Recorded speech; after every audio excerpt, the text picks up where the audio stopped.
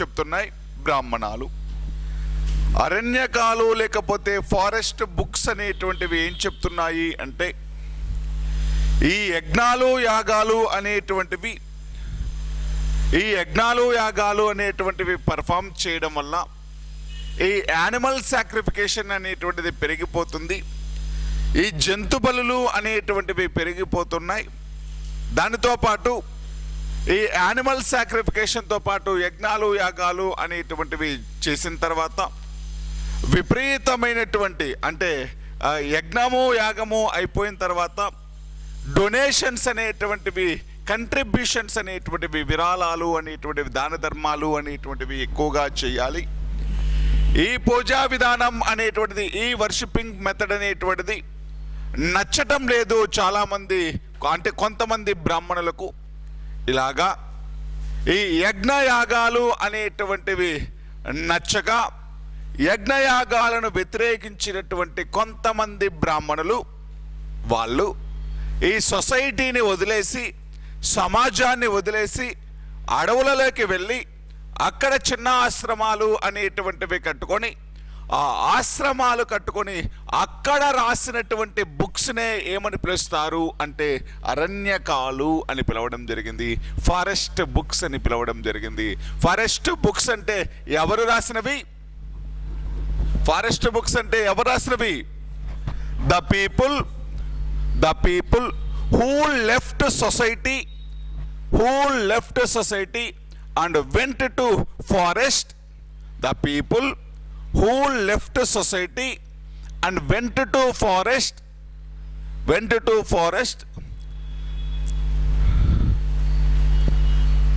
In this forest written books called as Aranyakas or forest books. ఒక్కసారి చూడండి, ఏంటి అరణ్యకాలు అంటే అరణ్యాలలోకి వెళ్ళిన, అడవులలోకి వెళ్ళిన మునులు రాసినటువంటి బుక్స్నే అరణ్యకాలు అని పిలవడం జరుగుతుంది. మరి వీళ్ళు ఎందుకు వెళ్ళిపోయారు? అలాగా ఎందుకు వెళ్ళిపోయారు అంటే, ఈ వేదిక్ సొసైటీలో, ఈ సొసైటీలో ఉండేటువంటి ఈ కల్చరు కస్టమ్స్ అంటే వర్షిపింగ్ మెథడ్, యజ్ఞాలు యాగాలు అనేటువంటి వాటికి వ్యతిరేకంగా, ఈ యజ్ఞాలు యాగాలు పర్ఫామ్ చేయడానికి వ్యతిరేకంగా సొసైటీలో ఉండేటువంటి ఈ పూజా విధానం, వర్షిపింగ్ ప్రాసెస్కి ఎగెనిస్ట్గా వీళ్ళు ఈ సొసైటీని వదిలేసి ఫారెస్ట్లోకి వెళ్ళిపోయి ఈ మునులు అనేటువంటి వాళ్ళు రాసినటువంటి బుక్సే ఫారెస్ట్ బుక్స్ అనేటువంటివి. ఈ ఫారెస్ట్ బుక్స్ అనేటువంటివి దేనికి అంటే ఏ పేరు మీదుగా వీటిని సపరేట్గా ఏమీ పిలవటం లేదు. ఈ అరణ్యకాలు అనేటువంటివి కూడా 7 ఉన్నాయి. ఈ అరణ్యకాలు అనేటువంటివి వేటి పేరుతో పిలువబడుతున్నాయి అంటే బ్రాహ్మణాల పేరుతోటే పిలుస్తున్నారు. వీటిని సపరేట్గా పేరేమీ పెట్టట్లేదు. అరణ్యకాలు 7 ఉన్నాయి. ఆ అరణ్యకాలు ఇంతకుముందు నేను చెప్పాను, బ్రాహ్మణాలు ఎన్నున్నాయి? 7. ఆ 7 బ్రాహ్మణాల పేరుతోటే 7 అరణ్యకాలను కూడా పిలవడం జరుగుతుంది. అంటే అరణ్యకాలు ఆల్సో 7 ఉన్నాయి. 7 బ్రాహ్మణాల పేరుతోటే 7 అరణ్యకాలు కూడా పిలువబడుతున్నాయి. అంటే 7 బ్రాహ్మణాల పేరుతోటే అంటే అర్థం ఏంటి? అక్కడ మనం ఐతరేయ బ్రాహ్మణం అంటాం, ఇక్కడ ఐతరేయ అరణ్యకం అంటాం. కౌశితకి బ్రాహ్మణం అంటాం, కౌశితకి అరణ్యకం. అంటే అర్థం ఏంటి? బ్రాహ్మణాల పేరు మీదుగానే అరణ్యకాలు అనేటువంటివి పిలబడుతున్నాయి. బ్రాహ్మణాలకు కంప్లీట్గా ఆపోజిట్ ఏంటి? అరణ్యకాలు. అంతేనా? పేరులోనే కనిపిస్తుంది. ఫారెస్ట్ బుక్స్ అనేటువంటివి దేనికి సంబంధించినవి అంటే అడవులలోకి వెళ్ళినటువంటి మునులు రాసినటువంటి బుక్స్. మరి యజ్ఞయాగాలను సపోర్ట్ చేస్తున్నాయా, అపోజ్ చేస్తున్నాయంటే అపోజ్ చేస్తున్నాయి. ఎన్ని ఉన్నాయి? 7 ఉన్నాయి. ఏ పేరుతో పిలుస్తున్నారు? బ్రాహ్మణాల పేరుతోటే పిలవడం జరుగుతుంది. ఇది చిన్నదండి. ఏంటిది? అరణ్యకాలు. ఎన్నున్నాయి? 7. ఇంకొక పెద్ద టాపిక్ ఉపనిషత్తులు. నెక్స్ట్ రండి, సైడ్ హెడ్డింగ్ ఉపనిషద్స్.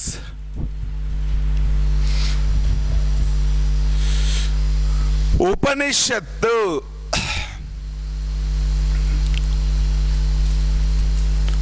ఉపనిషత్తులు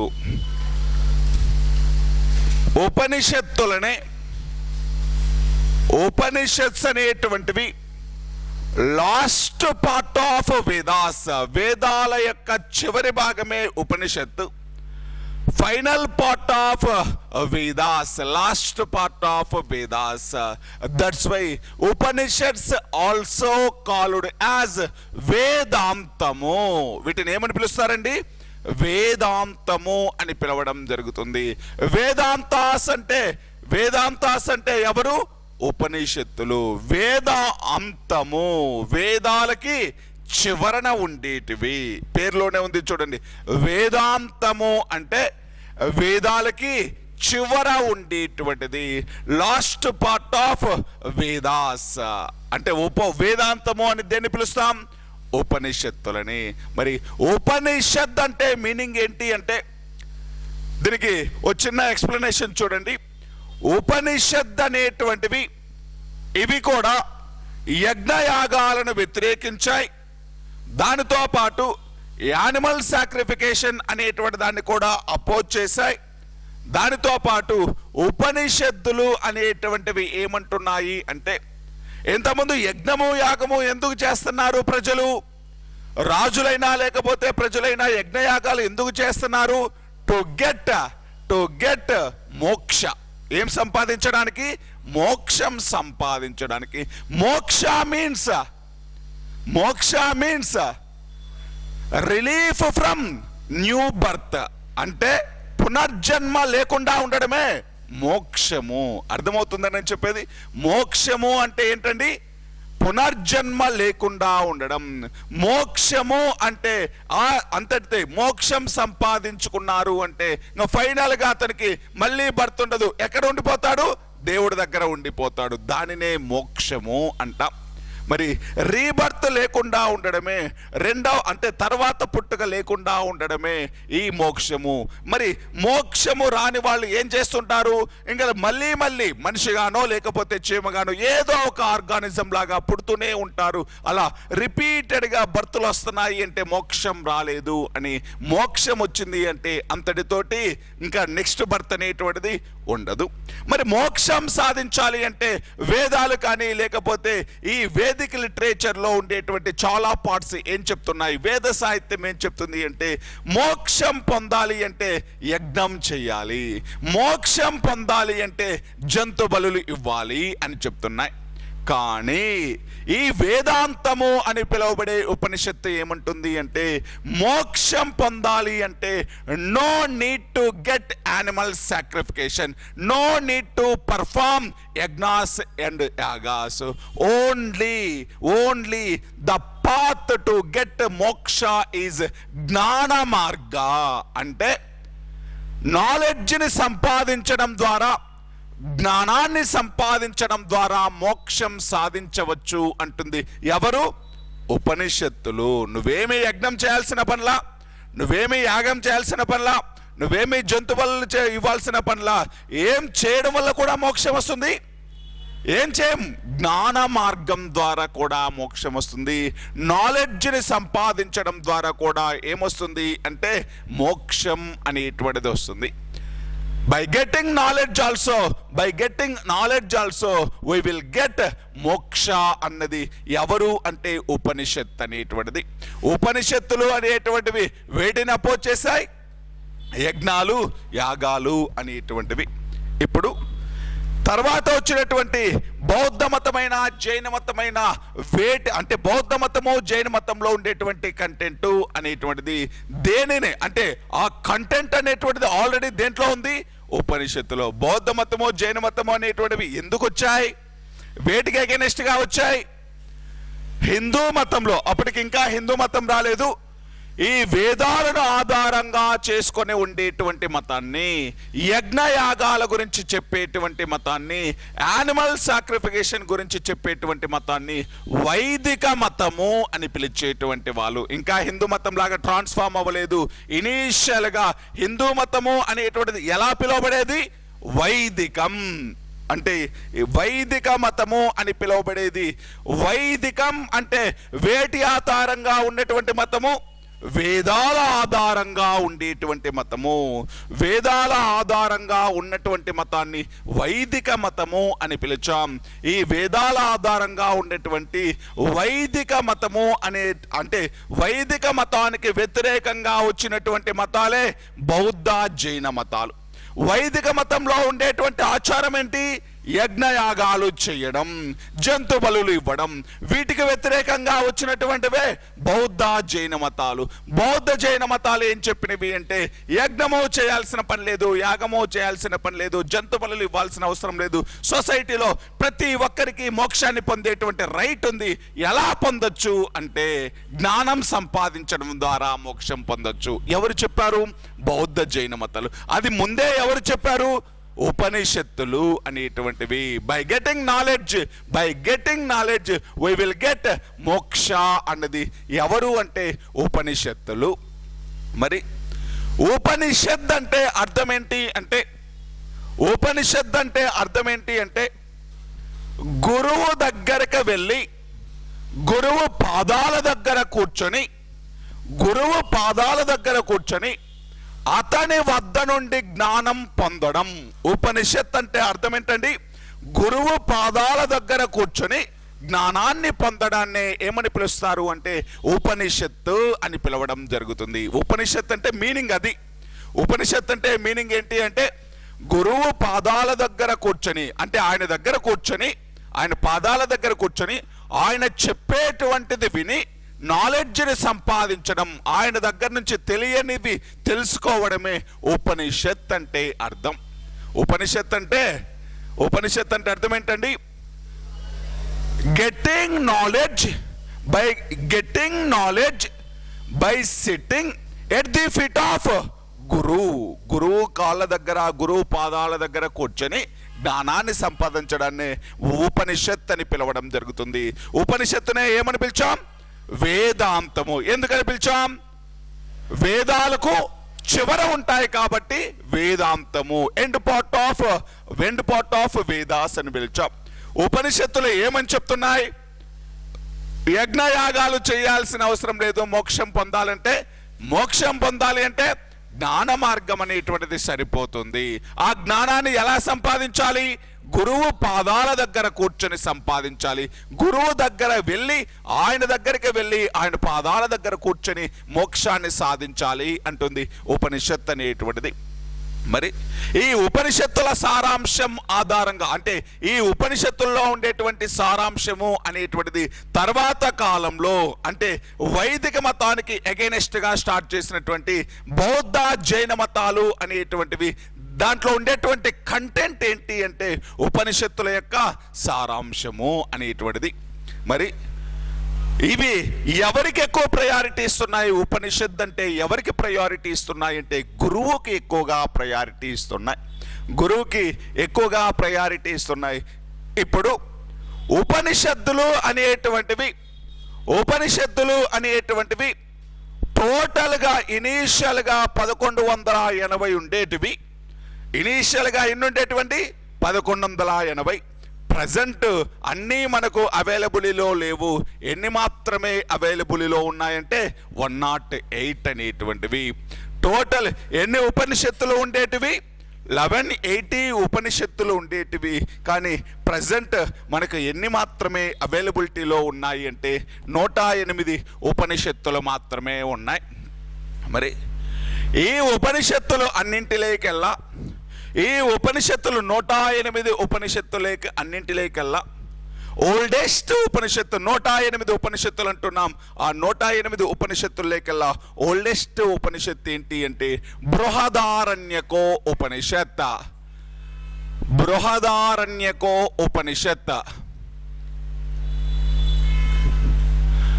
బృహదారణ్యక ఉపనిషత్ అనేటువంటిది. నేను 108 ఉపనిషత్తుల్లో కొన్నిటి గురించి చెప్తున్నాం. మనం అన్నీ కాదు, కొన్ని ఇంపార్టెంట్ ఉపనిషత్తుల గురించి చెప్పుకుందాం. బృహదారణ్యక ఉపనిషత్ అనేటువంటిది ఓల్డెస్ట్ ఉపనిషత్, ప్రాచీనమైనటువంటి ఉపనిషత్. మరి బృహదారణ్యకోపనిషత్ దాంట్లో ఎగ్జామ్లో క్వశ్చన్ ఎలా అడుగుతాడు అంటే, మనం ఎప్పుడూ కూడా ఒక క్వశ్చన్ రిపీటెడ్గా వింటూ ఉంటాం, సత్యమేవ జయతే అనేటువంటి కంటెంట్ ఏ ఉపనిషత్తు నుంచి అడాప్ట్ చేసుకున్నాం అంటారు. ఎక్కడి నుంచి?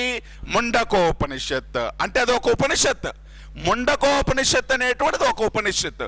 అలాగా ఏ ఉపనిషత్తులో ఏం కంటెంట్ ఉంది అనేటువంటిది కొన్ని ఉపనిషత్తుల గురించి మనం నేర్చుకుందాం. అటువంటి వాటిలో బృహదారణ్యక ఉపనిషత్ అనేటువంటిది. ఈ బృహదారణ్యక ఉపనిషత్ అనేటువంటిది ఏముంటుంది? దీనిలో ఒక ఫేమస్ కొటేషన్ ఉంటుంది, అసతోమా సద్గమయ తమసోమా జ్యోతిర్గమయ మృత్యోర్మా అమృతం గమయ అనేటువంటి ఒక ఫేమస్ కొటేషన్ ఉంటుంది. చూడండి, అసతోమా సద్గమయ తమసోమా జ్యోతిర్గమయ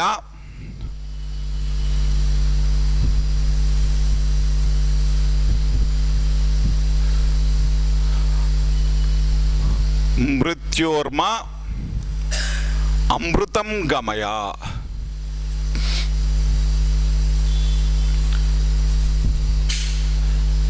అసత్యం నుంచి నన్ను సత్యం వైపు తీసుకెళ్ళు, చీకటి నుంచి నన్ను వెలుగు వైపు తీసుకెళ్ళు, నరకం నుంచి నన్ను అమృతం వైపు స్వర్గం వైపుకు తీసుకెళ్ళు అనేటువంటిది ఇది ఒక ఫేమస్ కొటేషన్ అండి.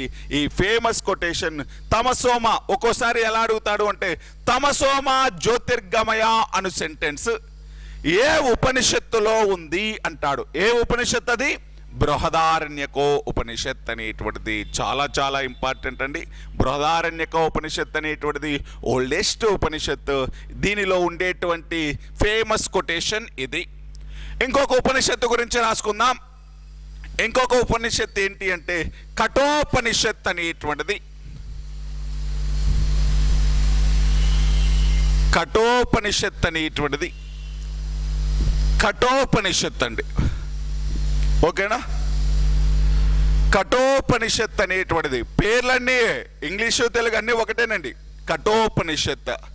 ఇక్కడ చూద్దాం, దీనిలో ఉండేటువంటి కంటెంట్ ఏంటి అంటే, యముడికి నచికేతుడికి మధ్య జరిగినటువంటి conversation between Yama and Nachiketa.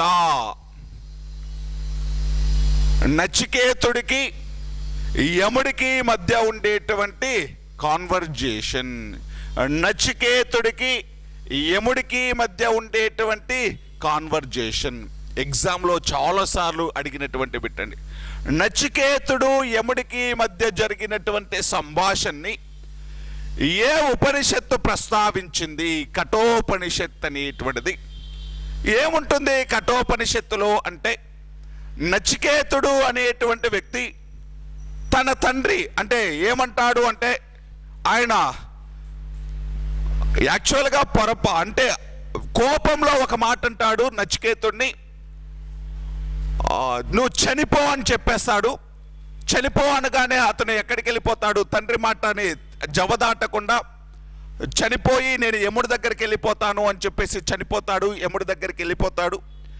యముడి దగ్గరికి వెళ్ళిపోయి యముడు లేదు ఆ సమయంలో యముడు వచ్చేంత వరకు బయట వెయిట్ చేసి, యముడు వచ్చిన తర్వాత ఆయన్ని క్వశ్చన్స్ అడుగుతాడు. ఏమని క్వశ్చన్స్ అడుగుతాడు అంటే, మరణం తర్వాత మనిషి జీవితం ఎలా ఉంటుంది, ఆఫ్టర్ డెత్ లైఫ్ ఎలా ఉంటుంది, మనిషి మరణం తర్వాత ఆ జీవి ఏమైపోతుంది, ఆ సోల్ ఏమైపోతుంది అని యముడు అనేటువంటి వ్యక్తిని ఎవడడిగాడు? నచికేతుడు. అలా యముడు అనేటువంటి వ్యక్తి చాలా వరకు అంటే చాలాసేపు ఆ క్వశ్చన్స్కి ఆన్సర్ ఇవ్వకూడదు, నేను చెప్పకూడదు అంటాడు. కానీ నచికేతుడు అనేటువంటి వ్యక్తి పట్టు విడవకుండా అడగడంతో అప్పుడు ఇన్ఫర్మేషన్ ఇస్తాడు, అప్పుడు చెప్తాడు యముడు. అలా యముడికి నచికేతుడికి మధ్య జరిగినటువంటి కాన్వర్జేషన్ ఏ ఉపనిషత్తు ప్రస్తావించింది అంటే కఠోపనిషత్ అనేటువంటిది. యముడికి నచికేతుడికి మధ్య ఉండేటువంటి కాన్వర్జేషన్ కఠోపనిషత్ అనేటువంటిది చెప్పింది. నెక్స్ట్ది ఇంకొక ఉపనిషత్ ముండకోపనిషత్ అనేటువంటిది. ముండకోపనిషత్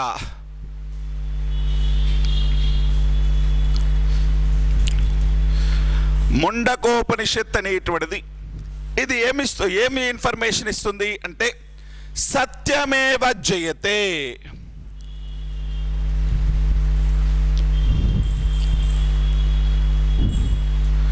సత్యమేవ జయతే అనేటువంటి ఈ ఫేమస్ సెంటెన్స్ అనేటువంటిది సత్యం ఎప్పుడూ కూడా జయిస్తుంది, ట్రూత్ విల్ ఆల్వేస్ విన్ అని చెప్పేసి సత్యమేవ జయతే అనేటువంటి ఒక ఫేమస్ సెంటెన్స్ అనేటువంటిది ఏ ఉపనిషత్తు నుంచి అడాప్ట్ చేసుకున్నారు అంటే ముండకోపనిషత్తు నుంచి అడాప్ట్ చేసుకోవడం జరిగింది.